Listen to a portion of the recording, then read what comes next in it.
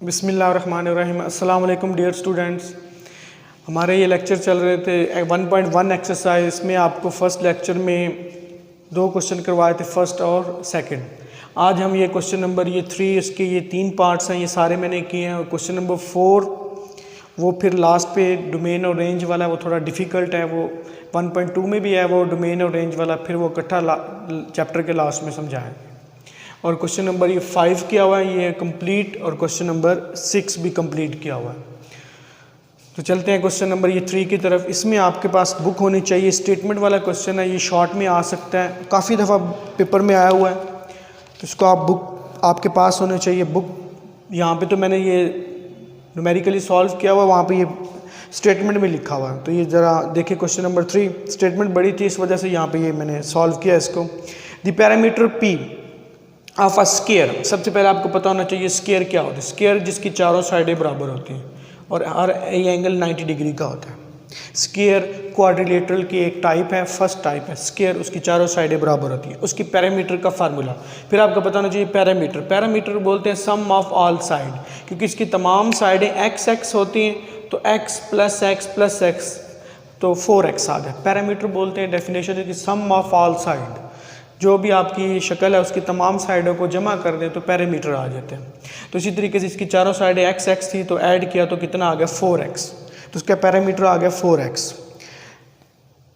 As a function of its area A, इसके area का formula होता है वन साइड स्क्वायर यानी एक्स स्क्वायर। एक साइड है एक्स, तो एक्स का क्या आ जाएगा स्क्वायर, तो ये एरिया का फार्मूला है स्क्वायर का x square.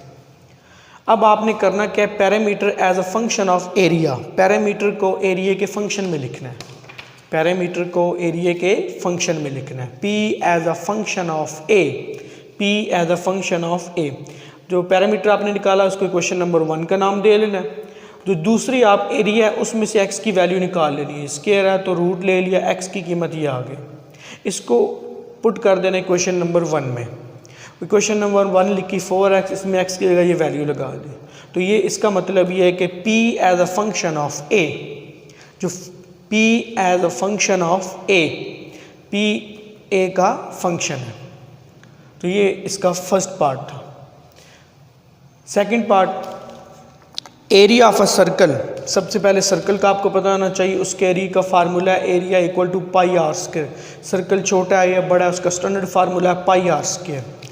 As a function of circumference, इसके सर्कमफ्रेंस का फार्मूला होता है 2 पाई आर। सर्कमफ्रेंस किसको बोलते हैं, लेंथ ऑफ सर्कल को, सर्कल की लंबाई को। सर्कल ये वैसे पैरामीटर सबके लिए यूज़ होता है। पॉलीगॉन की कोई भी शक्ल हो, 3 साइडें 4 5, सबके लिए पैरामीटर यूज। सर्कल के लिए ये पैरामीटर ही होता है सी, लेकिन सर्कल के लिए वो सर्कमफ्रेंस से लिखते हैं, तो सी। तो लेंथ ऑफ सर्कल इसको बोलते हैं, इसका फार्मूला है 2 पाई आर। तो दूसरे से आपने वैल्यू निकालनी है आर की, ये मल्टीप्लाई या डिवाइड कर दिया। ये वैल्यू उठा के क्वेश्चन नंबर 1 यानी एरिया वाले में पुट कर देनी है आर की जगह पे। इधर पुट किया, इधर सी का स्क्वायर 4 पाई स्क्वायर, 1 पाई इसके साथ कैंसिल हो गया।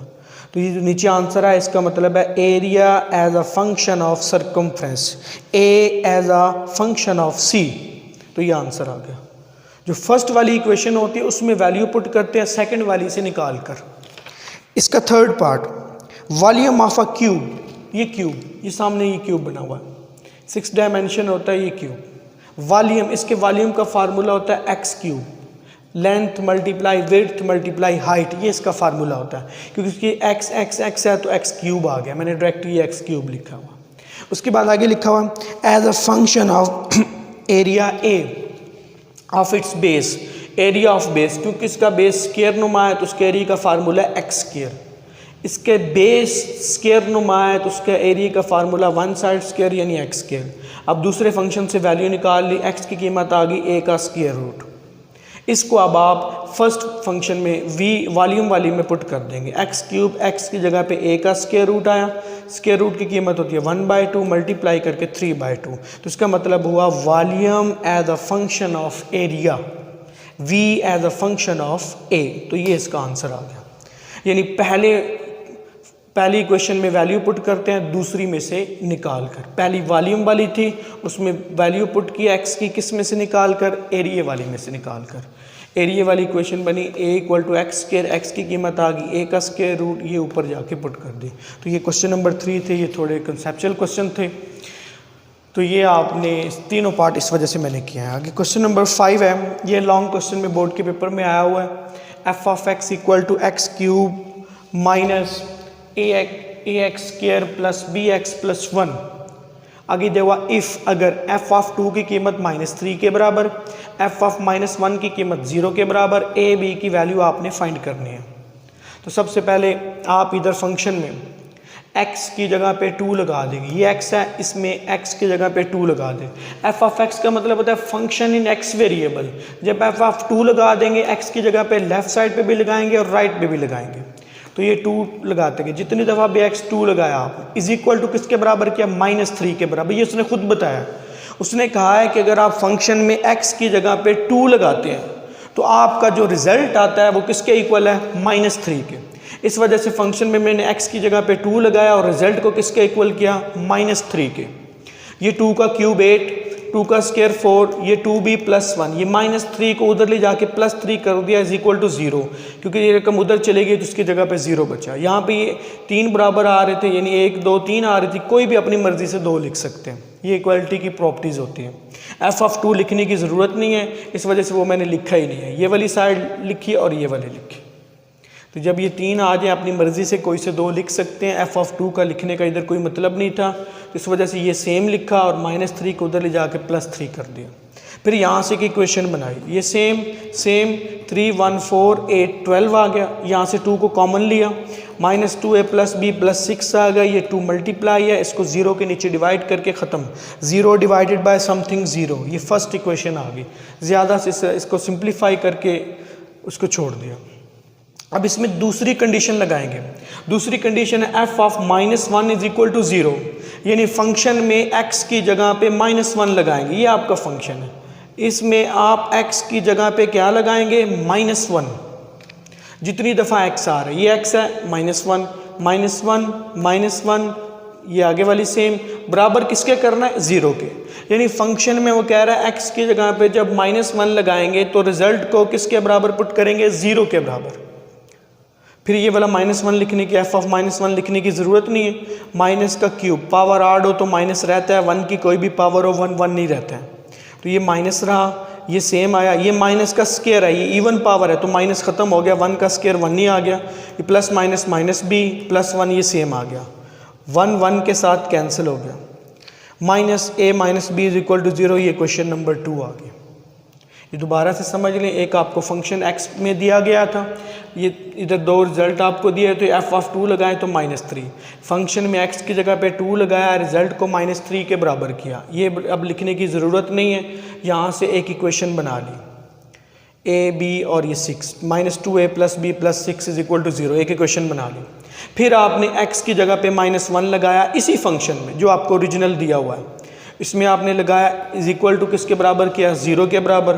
यहाँ से ये लिखने की ज़रूरत नहीं है। फिर इसको आगे सॉल्व किया, यहाँ से दूसरी क्वेश्चन बनाई। यहाँ पे पॉजिटिव भी है, यहाँ पे नेगेटिव भी है, तो ऐड कर दें।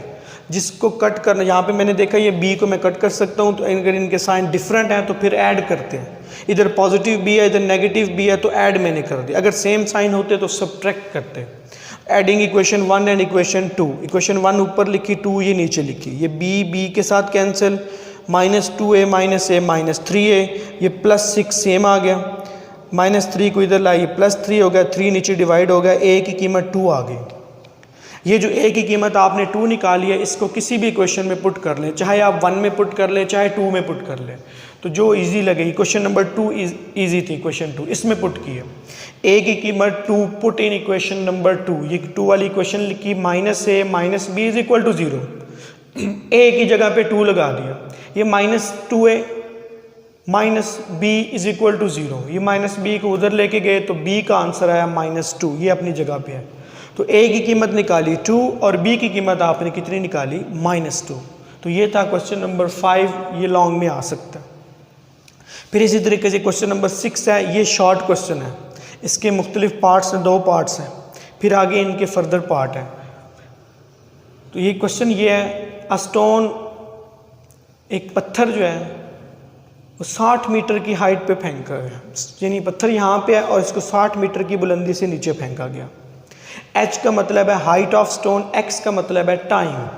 यहाँ पे एच एक्स में एक इक्वेशन दी गई है, h का मतलब है हाइट ऑफ स्टोन, x का मतलब है टाइम कि जितनी देर में वो नीचे आएगा। ये क्वेश्चन दी गई है 40 माइनस 10x²। ये क्वेश्चन कब ये है, जब ये हाइट पर है, यानी कितनी हाइट पर है, 60 मीटर की हाइट पर है। तो जब पत्थर हाइट पर था तो ये इसकी इक्वेशन थी। इसमें h हाइट को रिप्रेजेंट कर रहा है और x टाइम को रिप्रेजेंट कर रहा है। अब उसने फर्स्ट पार्ट में कहा what is the height of stone, पत्थर की बुलंदी क्या होगी after x equal to 1 second, 1 second के बाद पत्थर की बुलंदी क्या होगी। तो आपने इक्वेशन में ये क्वेश्चन लिखी, हाइट ऑफ स्टोन जब वो 60 मीटर पे था, उसमें x की जगह पे 1 लगा दिया। जब आपने x की जगह पे 1 लगा दिया तो यहाँ से आंसर आया 30 मीटर। इसको सॉल्व किया तो पत्थर 1 सेकंड के बाद वो 30 मीटर की बुलंदी पे आ जाएगा, किधर से, 60 से। फिर आपने x की जगह पे 1.5 सेकंड लगाई, इसका सेकंड पार्ट है इक्वेशन में, ये ओरिजिनल इक्वेशन है। इसमें x की जगह पे 1.5 लगा दिया, 1.5 का स्क्वायर 2.25 मल्टीप्लाई किया 22.5 माइनस किया 17.5, तो 1.5 सेकंड के बाद पत्थर की हाइट होगी 17.5 मीटर। इसी तरीके से इसका एक थर्ड पार्ट भी है, वो x इक्वल टू 1.7 है, 1.7 सेकेंड, तो 1.7 लगा देना, उससे आंसर 11.1 मीटर आ जाएगा। वो इधर नहीं किया हुआ लेकिन ये 2 किए हुए हैं। तो तीसरा पार्ट आपने खुद कर लेना है, x की जगह पे क्या लगा देना है 1.7, जैसे मैंने 1.5 लगाया और 1 लगाया। इसका सेकेंड वाला, इसका second part, when stone strike on ground, stone पत्थर स्ट्राइक टकराना, ऑन ग्राउंड, जब पत्थर ज़मीन से टकराया तो उसकी कितनी देर में, उसकी टाइम क्या था। तो इसमें h ऑफ x को 0 कर दें, यानी कोई चीज़ जब ज़मीन पर होती है तो उसकी हाइट 0 होती है, इस वजह से यहाँ पे h को 0 कर दिया। जब पत्थर ज़मीन पे पहुँचा कितनी देर में, ये आपने फाइंड करना है। तो इसमें हाइट क्या हो जाएगी 0, क्योंकि वो ज़मीन से टकराएगा, हाइट 0 होगी। 40 माइनस 10x², इसको इधर ला के पॉजिटिव किया, फिर 10 को नीचे डिवाइड किया, x² का आंसर 4 आया, इसका स्क्वायर रूट लिया। जब इसका स्क्वायर रूट लिया तो x का आंसर +-2 आया, और +2 को काउंट करेंगे क्योंकि टाइम कभी भी नेगेटिव नहीं होता। तो 2 सेकंड के बाद पत्थर आपका ज़मीन पे आ जाएगा, अगर वो 60 मीटर की हाइट पर हो और ये इसकी इक्वेशन हो।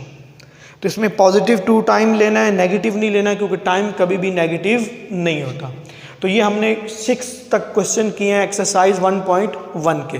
फिर इंशाल्लाह नेक्स्ट लेक्चर में इस एक्सरसाइज को कंप्लीट करेंगे। तो आप प्लीज़ कमेंट्स किया करें, कोई बात समझ ना आए तो वो पूछ लिया करें, ताकि आपको फिर बताया जा सके। यही लेक्चर आगे व्हाट्सएप पे भी चल रहे हैं, तो प्लीज़ इसको शेयर सब्सक्राइब किया करें और कमेंट्स किया करें। शुक्रिया।